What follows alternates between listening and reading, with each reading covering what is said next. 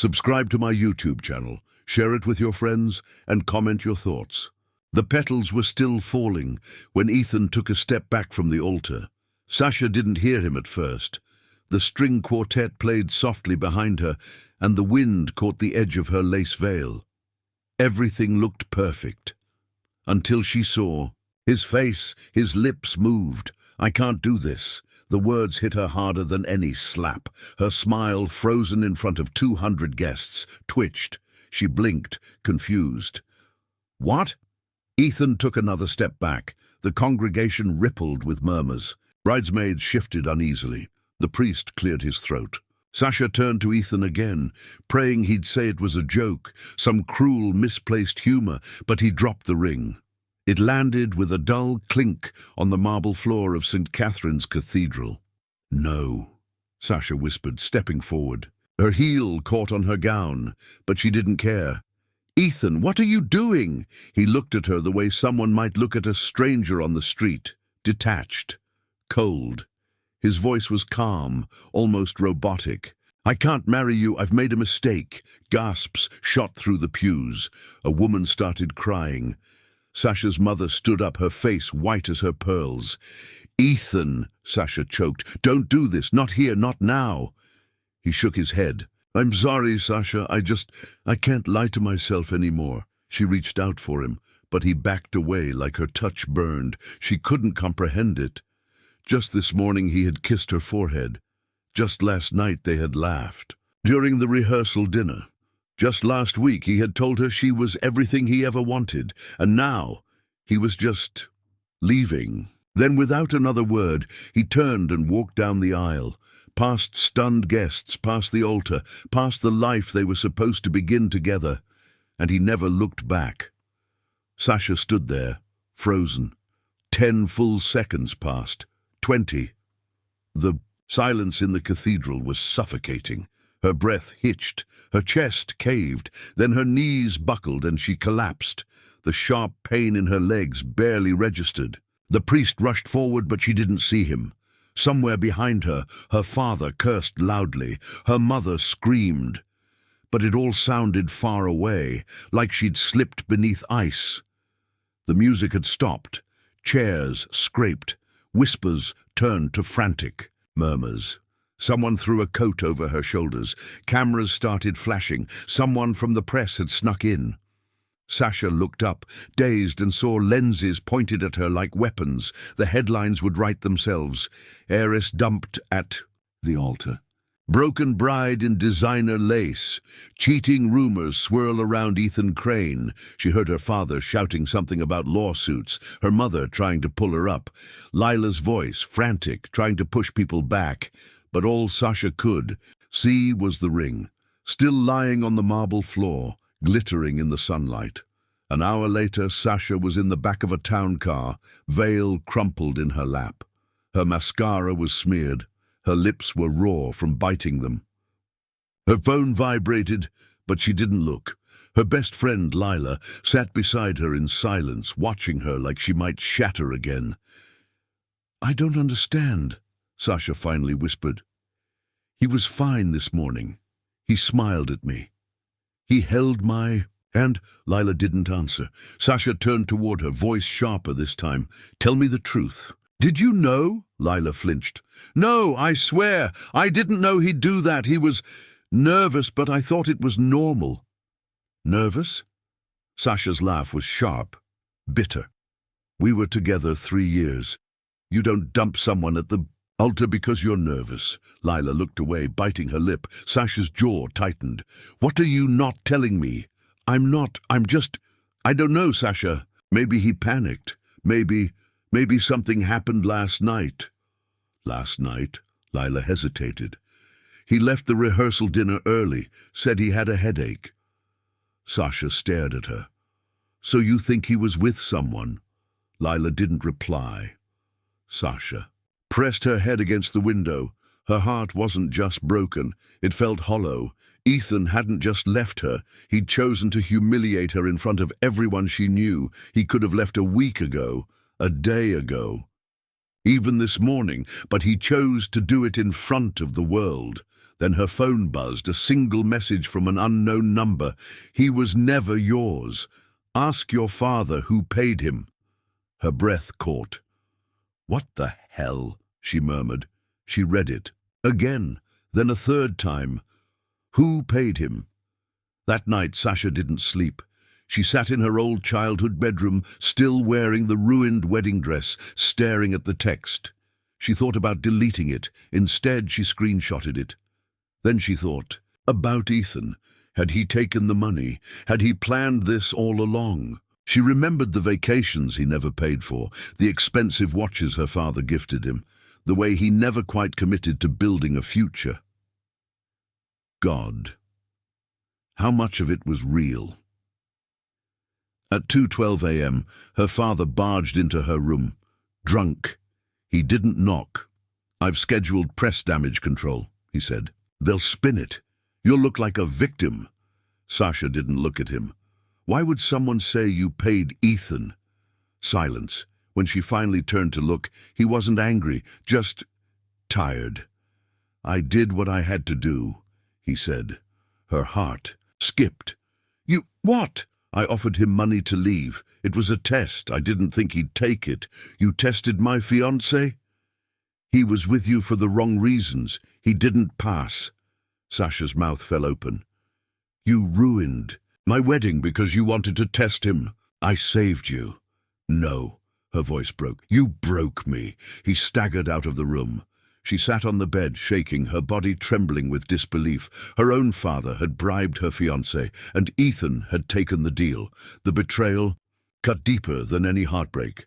3 days later, Sasha disappeared from the public eye. No more statements, no interviews, no posts. She vanished. And when she returned 6 weeks later, no one recognized her. It was a gala at the Metropolitan Hall. One of the year's biggest events. The red carpet gleamed under camera flashes. Celebrities, CEOs, politicians, they all came. But when a sleek black car pulled up and Sasha stepped out, the crowd went silent. She wore a deep emerald gown that shimmered like water. Her hair was pulled back in a soft wave. Her eyes, once soft and hopeful, were cold, unreadable, but that wasn't what shocked everyone. It was the man beside her, Damien Blackmore, the reclusive billionaire, founder of Blackmore Industries, owner of 13 companies, net worth over $70 billion. Rumors swirled about his ruthlessness, his enemies disappearing, his secrets buried deep. And now he stood beside Sasha, his hand on the small of her back, his expression unreadable. The press lost their minds. Are they dating? How did she meet him? Is this her revenge? Sasha gave them nothing. No answers, no smiles, just a cool nod and a quote as she entered the building. Some men run from diamonds.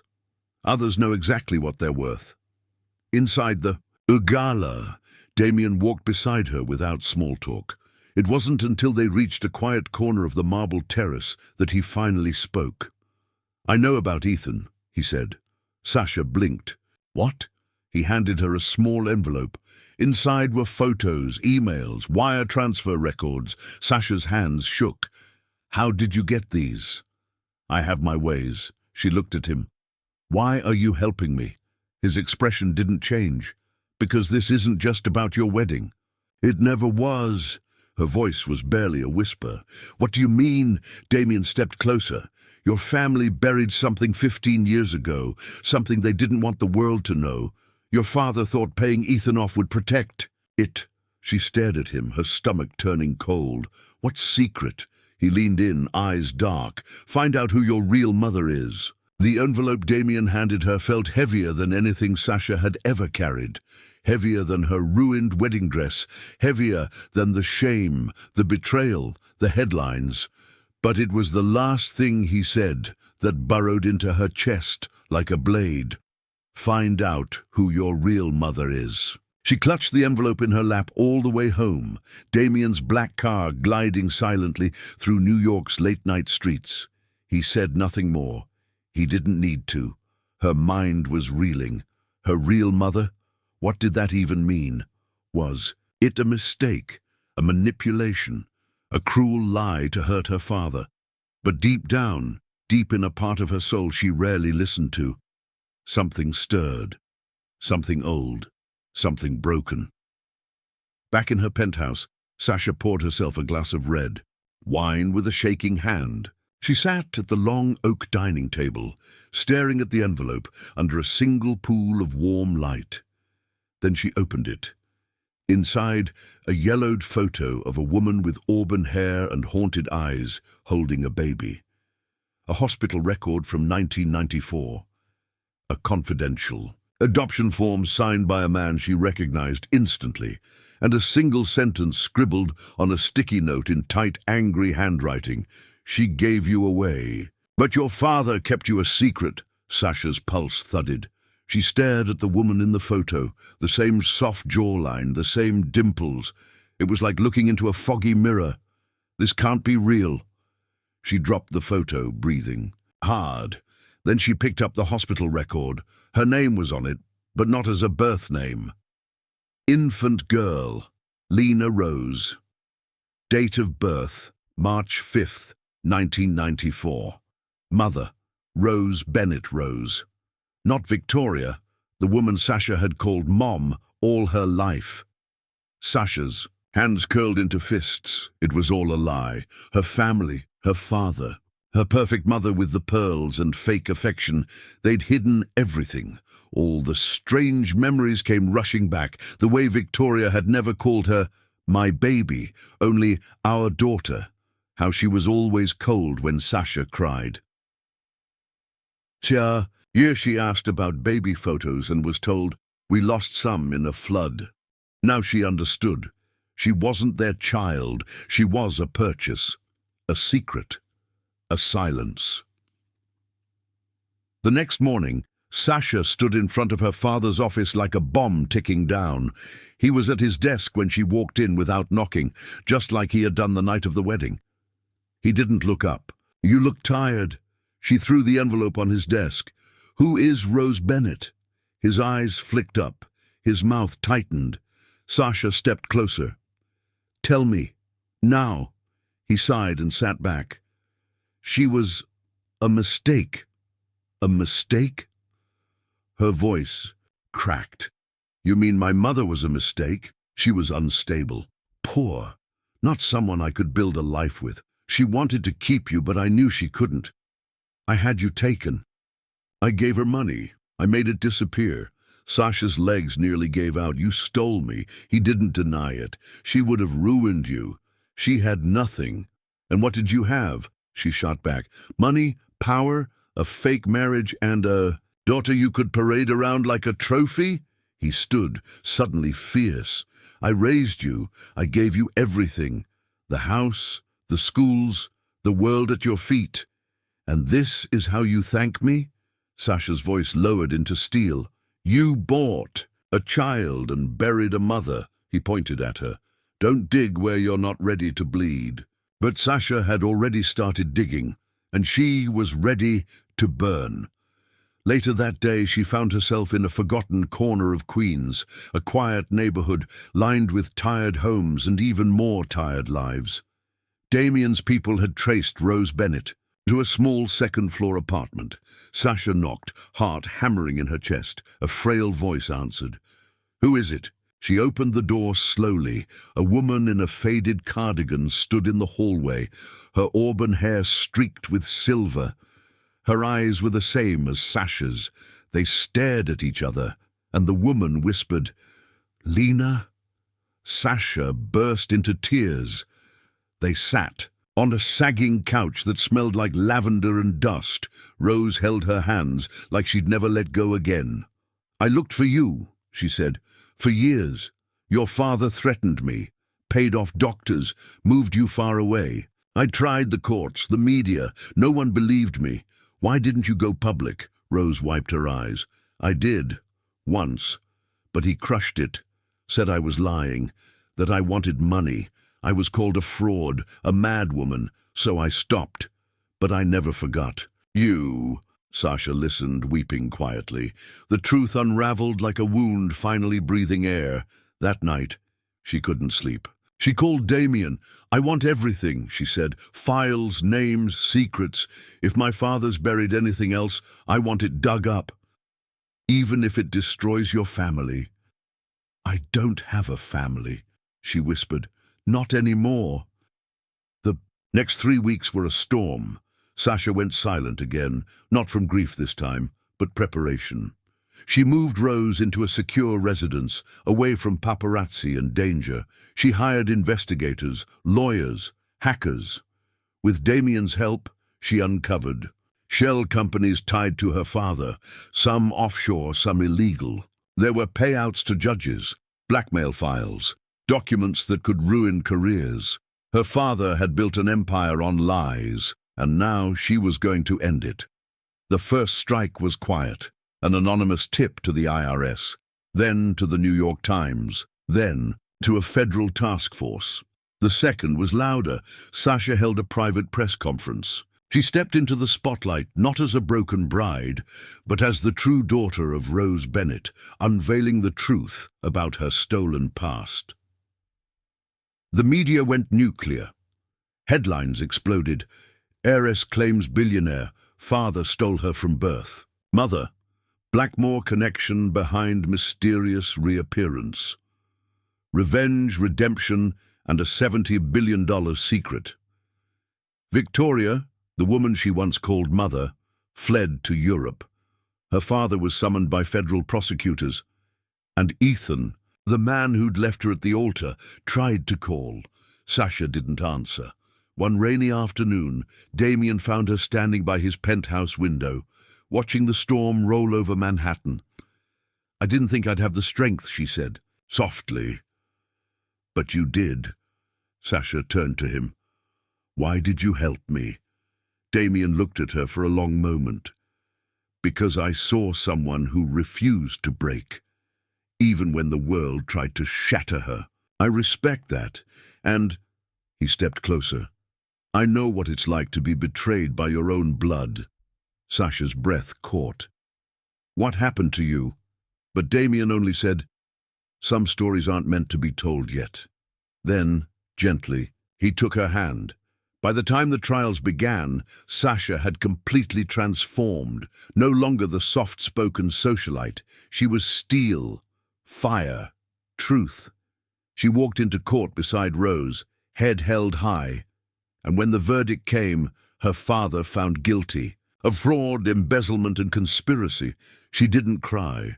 She just whispered, "Now the world knows who I really am." That night she returned to the cathedral where she'd been left broken.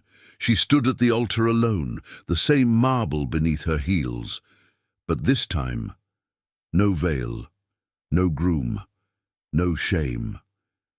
And in her pocket, where a ring once sat, was a folded photo of Rose holding her as a baby. She lit a candle and walked out smiling. The courtroom was empty now. Reporters had left. The gavel had fallen. Her father, William Hartley, once the most powerful man on Wall Street, was now behind bars, awaiting sentencing. But Sasha stood alone in the echo of it all. Everything she thought she knew had crumbled. And somehow, she was still standing, still breathing. Yet as she stood outside the courthouse, clutching her coat in the winter wind, one truth whispered louder than the rest. She had power now, but she had no idea what to do with it. The media frenzy didn't stop. The world painted her as the brave heiress who exposed her corrupt billionaire father. They didn't know about the late nights she spent crying, the nightmares of being yanked from her mother's arms, or the deep, aching loneliness that even justice couldn't fill. And then there was Damien. He hadn't contacted her in a week. No calls, no texts, not even a single word after the trial ended. She hated how much it bothered her. Sasha finally caved. She took a car to Damien's Manhattan skyscraper. Sleek, silent, intimidating. His security recognized her instantly and let her up to the top floor. When the elevator opened, she stepped into his private suite, darkened, quiet. The skyline glittered through floor-to-ceiling windows, but the man himself wasn't in sight. Damien. she called gently. A door creaked open down the hall. He appeared in a black shirt, sleeves rolled up, tie loosened. He looked exhausted. "Sasha." His voice was low. "You shouldn't be here." She stepped closer. "Then tell me why you—" "Banished." Damien walked past her, poured a drink. "Because the war's over. You won." "It doesn't feel like winning." Silence. Then Sasha said, "You helped me destroy a man who buried secrets for decades. But you're hiding something too, aren't you?" Damien turned, his jaw clenched. "Some ghosts don't like the light." "Tell me anyway." He looked at her for a long time, then walked to a drawer, pulled out a file, and handed it over. Sasha opened it slowly. Inside, a faded newspaper clipping. "Billionaire banker's son dies in fire." A photograph of a young boy, maybe 9 years old, standing between two parents who looked like ice sculptures, and a death certificate with a name that made Sasha's stomach drop. Damien Charles Whitmore, deceased, 1999. She blinked. "That's you?" He nodded once. "I faked my death," he said simply, "and I let the world believe I burned in that house fire." "Why?" she whispered. Damien's eyes darkened. "Because the man in that house wasn't my father. He was a monster. He hurt my mother. And me." Sasha's heart twisted. "When I was old enough to understand money, I saw what he'd done. Offshore laundering, blackmail, destroying competitors, just like your father. I tried to speak out. He nearly had me killed. So you ran. I disappeared, changed identities. Waited, watched." He looked at her. "Until I saw you, standing on that wedding stage, humiliated, broken, but still not falling apart." Her breath caught. "You reminded me who I used to be." They sat in silence for a long time. Two broken children, wrapped in adult armor, staring at each other through shared scars. Then Damien leaned forward. "There's one more thing you need to know." He tapped the folder again. "There's a name I found in your father's files, something he buried deep. Offshore accounts, feeding into a trust fund, not his." "Whose, then?" He looked up. "Yours." Sasha froze. "What?" Damien slid a paper across the table. "He wasn't just hiding your adoption. He was hiding what he stole from your real mother, Rose Bennett. She was due royalties, investments, land inheritances. Your father funneled it into accounts under your name, but made sure you never knew." Her hands trembled as she read the amounts.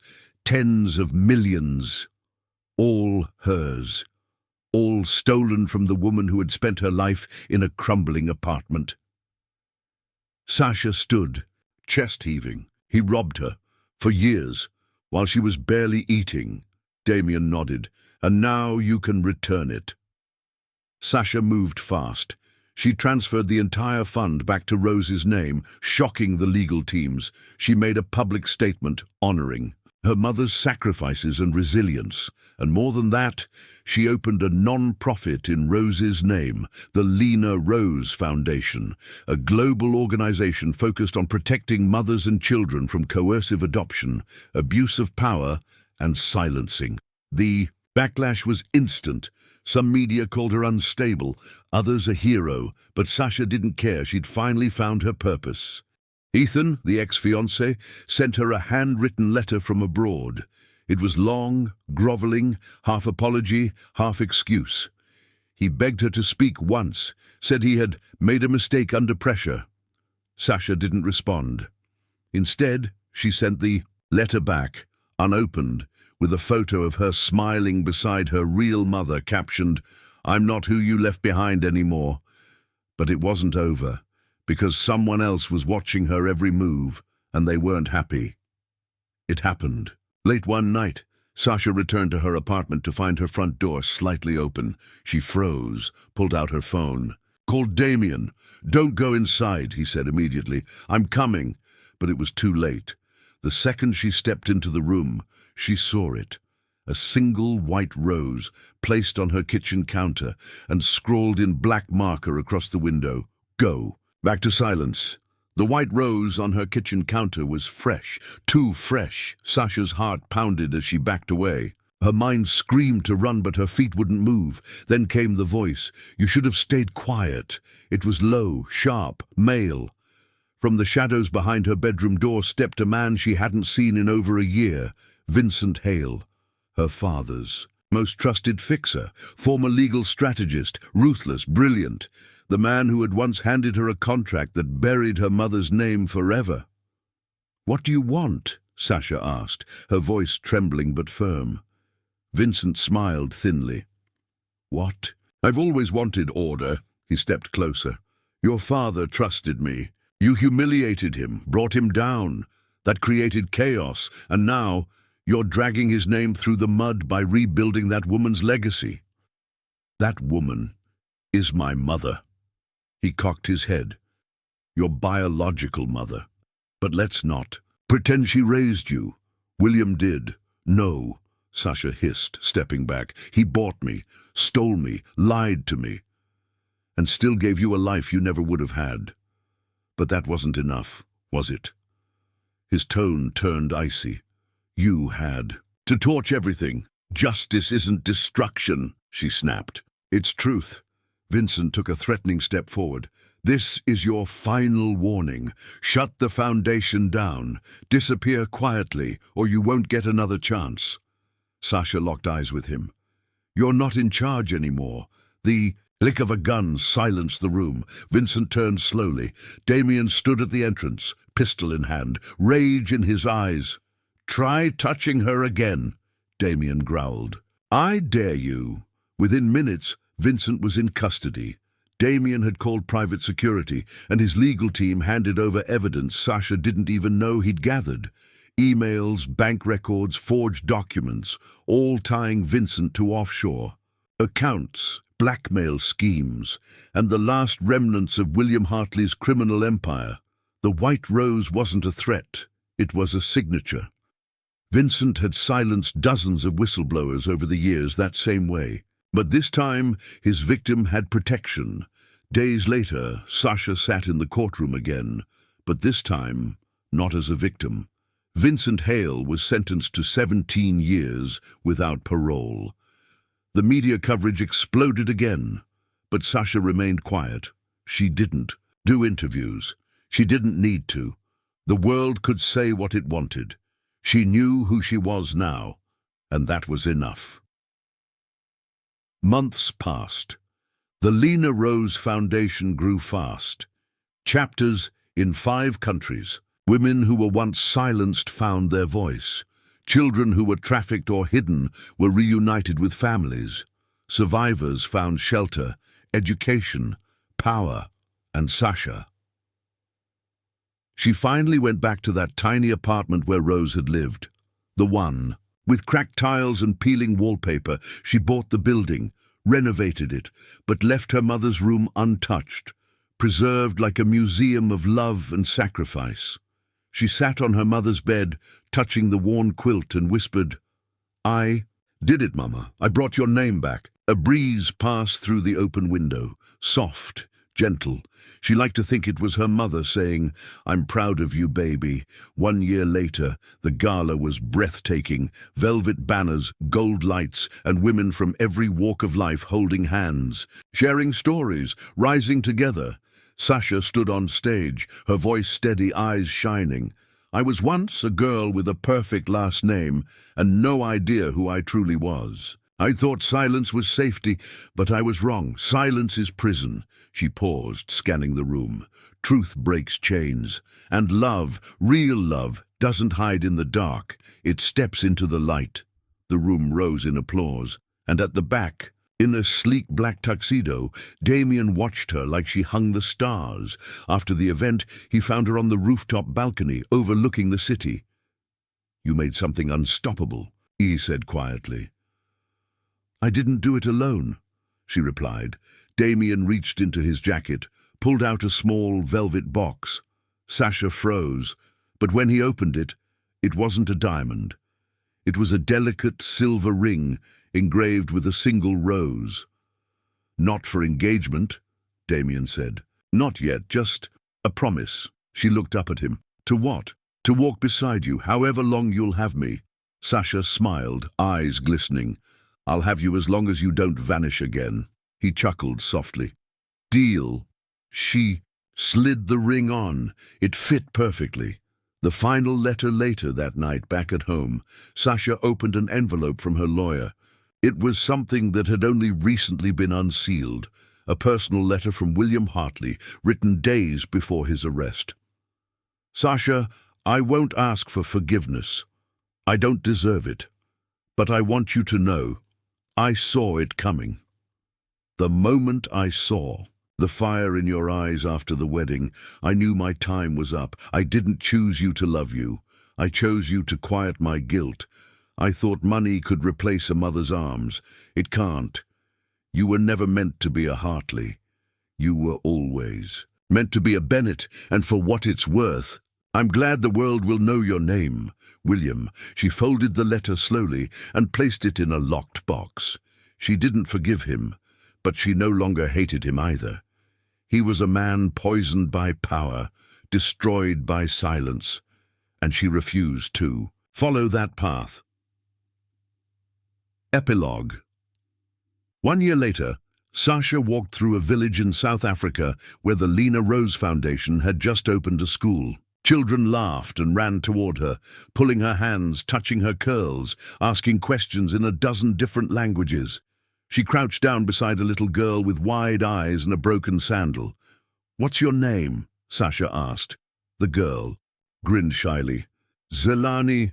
Do you like school? The girl nodded fast. Very much. One day I'll be a lawyer. Sasha's heart swelled. You already sound powerful. The girl smiled again, then ran off to play. Damien came up behind her, wrapping an arm around her waist. You ready to go? He asked. Sasha took one last look at the joyful chaos of children, the school with her mother's name, and the mountain of darkness she had climbed to get here. No, she whispered, smiling. I think I'll stay a little longer. Final line. She was once the girl dumped at the altar. Now, she was the woman rewriting the rules of power, one truth at a time.